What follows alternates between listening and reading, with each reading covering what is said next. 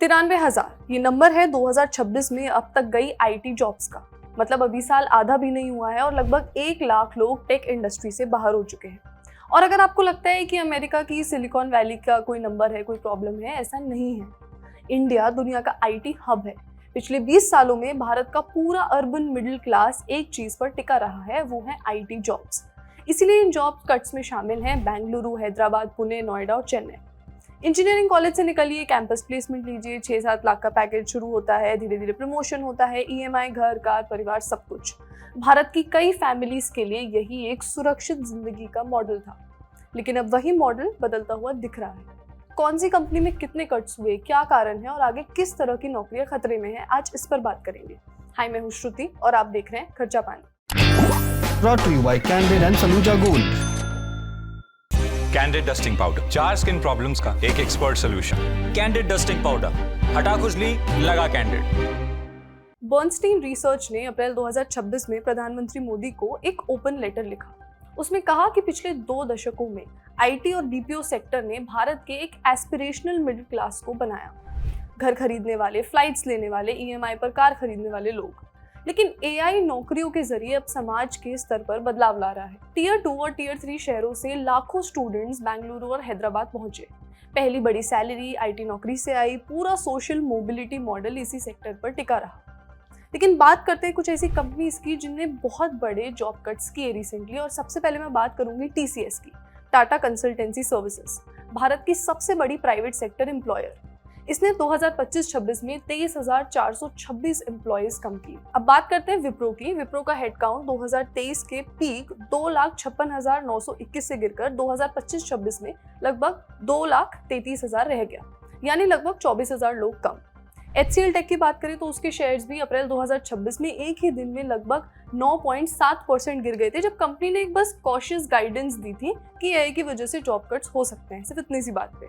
और अब सबसे इंटरेस्टिंग मामला कॉग्निजेंट का है। कॉग्निजेंट की पूरी दुनिया में कुछ 3,57,000 एम्प्लॉयज हैं। इसमें से करीब 2 से 2.5 लाख एम्प्लॉयज सिर्फ इंडियंस हैं और भारत में। यानी कंपनी प्रैक्टिकली एक इंडियन टैलेंट पर चलती है। और अब कंपनी ने एक प्रोजेक्ट लीप नाम से रीस्ट्रक्चरिंग शुरू की है और अनुमान लगाया है कि 12,000 से 15,000 नौकरियां जा सकती हैं और मेजॉरिटी इम्पैक्ट इंडियंस पर होगा।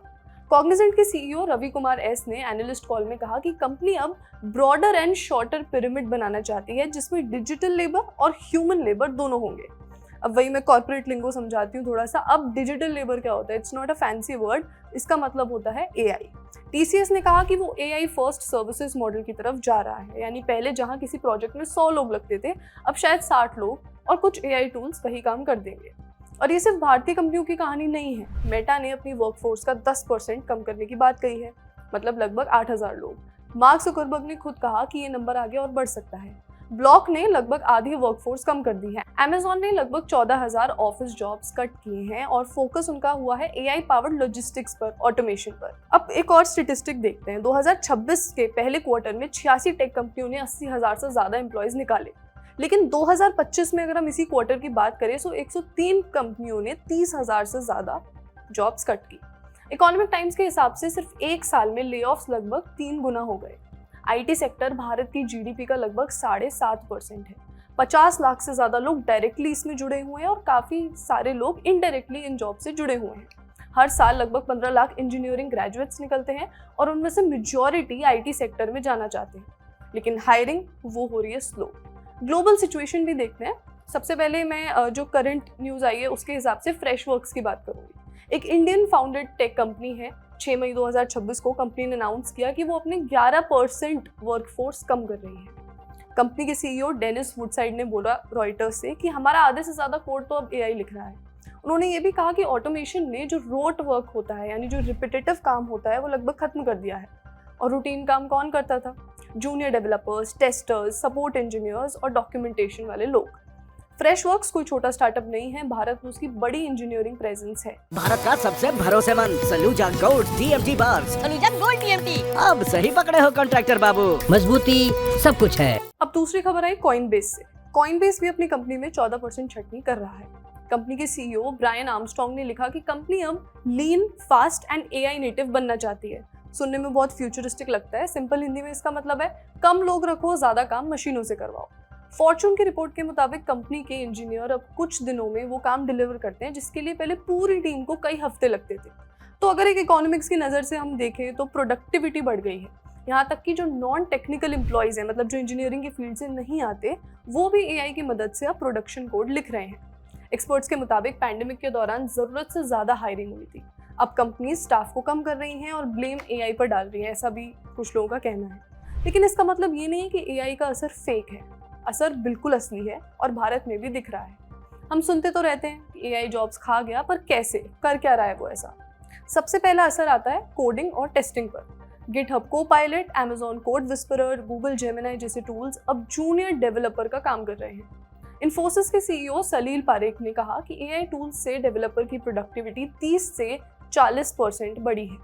उतने ही काम के लिए अब कम लोग चाहिए, और एक बिजनेस के लिए इससे ज़्यादा खुशी की क्या बात हो सकती है कि आपके कम पैसे में ज़्यादा काम हो रहा है। But at the same time वो एम्प्लॉयज़ के लिए कितना अच्छा और कितना नहीं है, आप देख सकते हैं। दूसरा असर है बीपीओ और कस्टमर सपोर्ट पर। भारत का एक बड़ा वर्कफोर्स बीपीओ इंडस्ट्री में काम करता है, लेकिन अब चैटबॉट्स बिना इंसान की मदद के 70 से 80% कस्टमर क्वेरी हैंडल कर लेते हैं। पहले जहां हजारों लोग कॉल सेंटर में बैठते थे, अब कंपनीज कह रही है कि जो एआई है वो फर्स्ट लेयर संभाल लेगा, ह्यूमंस की जरूरत सिर्फ कॉम्प्लेक्स केसेस में होगी। तीसरा असर मिडिल मैनेजमेंट पर भी है। जो लोग डेटा इकट्ठा करते हैं, रिपोर्ट्स बनाते हैं, प्रेजेंटेशन तैयार करते हैं, उनका काफ़ी काम अब माइक्रोसॉफ्ट कोपायलट या फिर सेल्सफोर्स आइंस्टाइन जैसे टूल्स कर रहे हैं। स्टैनफोर्ड डिजिटल इकोनॉमी लैब के डेटा के मुताबिक ChatGPT लॉन्च होने के बाद यंग सॉफ्टवेयर डेवलपर एम्प्लॉयमेंट लगभग 20% घटी। यह इंटरेस्टिंग बात यह है कि जो टेक वर्ल्ड के लीडर्स हैं वो खुद एक कॉन्ट्रडिक्टरी बात कर रहे हैं। मतलब जो हो रहा है और वो जो कह रहे हैं वो दो अलग चीज़ें हैं। निविडिया के सीईओ जेनसेन हुएन कहते हैं कि एआई और जॉब्स को लेकर पैनिक मत करो। सैम ऑल्टमैन, ओपन एआई के सीईओ, यानी वो कंपनी जिसने पूरी दुनिया में आर्टिफिशियल इंटेलिजेंस की टेक्नोलॉजी को एम्पावर किया, उसने दिल्ली में इंडिया एआई इम्पैक्ट समिट के दौरान ये कहा कि कुछ कंपनियां एआई का नाम लेकर वो ले ऑफ जस्टिफाई कर रही हैं जो वैसे भी करने वाले थे। उन्होंने कहा कि अगले कुछ सालों में एआई का असली इम्पैक्ट दिखना शुरू होगा। मतलब यानी अभी जो हो रहा है वो शायद सिर्फ एक शुरुआत है। एंथ्रोपिक के सीईओ डैरियो अमोडे और भी ब्लंट हैं। उनका कहना है कि अगले 5 सालों में AI entry level white collar jobs का 50% तक रिप्लेस कर सकता है। अब भारत पर इसका असर समझिए। भारत की टॉप आईटी कंपनीज की टोटल हायरिंग 2025-26 में लगभग 2.3 लाख से गिरकर 1.7 लाख रह गई। नोमिरा की चीफ इकोनॉमिस्ट सोनल वर्मा ने वार्निंग दी कि अगर भारत अडैप्ट नहीं कर पाया तो देश एक मिडिल इनकम ट्रैप में फंस सकता है। यानी एक ऐसी सिचुएशन जहां पर देश ना तो पूरी तरह विकसित हो पाता है, ना तेजी से ग्रो कर पाता है, एक तरीके से प्लेटो अचीव हो जाता है। और प्रॉब्लम ये है कि आईटी जॉब्स का कोई बड़ा रिप्लेसमेंट सेक्टर अभी तैयार नहीं दिख रहा। मेक इन इंडिया के बावजूद मैन्युफैक्चरिंग अभी इतनी high quality skilled jobs create नहीं कर पाए हैं। अगर आप गिग इकोनॉमी की बात करें, जैसे डिलीवरी वर्कर्स हो गए, तो वो ज़्यादातर लो पेइंग जॉब्स होते हैं। तो पिक्चर क्या बनती है? दुनिया में जनवरी से मई 2026 के बीच लगभग 93 टेक जॉब्स जा चुकी है, और ये तो वो नंबर है जो कोटेड है, जो रिकॉर्डेड है। प्रिडिक्शन मार्केट्स कह रहे हैं कि 2026 शायद 2025 से भी ज़्यादा ब्रूटल होगा। भारत में TCS, इन्फोसिस, विप्रो, कॉग्निजेंट जैसी कंपनियां ओपनली AI फर्स्ट और लीन टीम्स की बात कर रही हैं। फ्रेशर्स के लिए पुराना फॉर्मूला टूट रहा है। Engineering college, campus placement, stable IT job. कंपनियां अब बड़े फ्रेशर बैचेस को ट्रेन नहीं करना चाहती क्योंकि क्लाइंट्स इसके लिए पैसे नहीं देना चाहते। क्लाइंट्स सोच रहे हैं कि हमें आर्टिफिशियल इंटेलिजेंस में इन्वेस्ट करना है रादर देन एक फ्रेशर लेवल जॉब के लिए इन्वेस्ट। अब कुछ लोग कहेंगे कि नई जॉब्स तो आएंगी, और हाँ, ये बात सही है। AI, cloud, cyber security, data engineering, इन सब में स्पेस बन रहा है। लेकिन प्रॉब्लम ये है कि जो लोग अपने करियर के मिडिल में हैं, अभी मिडिल मैनेजमेंट में हैं, वो कितनी जल्दी और कितनी आसानी से स्किल्स में कन्वर्ट कर सकते हैं। हिस्ट्री में हर इंडस्ट्रियल रेवोल्यूशन ने नए जॉब्स बनाए। टेक्सटाइल मिल्स आई, स्टीम इंजन आया, इंटरनेट आया, लेकिन इसी इवेंचुअली के बीच में कहीं एक पूरी जनरेशन पिस जाती है। देखते हैं कि इस रैम्पेंट जॉब कट्स में पॉलिसी कैसे एडजस्ट करती है, कंपनियां कैसे एडजस्ट करती है, और एम्प्लॉयज़ का क्या होता है। आपका इससे जुड़ा अगर कोई एक्सपीरियंस है तो हमें कमेंट्स में ज़रूर बताएं। आज का खर्चा पानी यहीं तक। अपना ख्याल रखिए और देखते रहिए द लर्नर टॉप। शुक्रिया।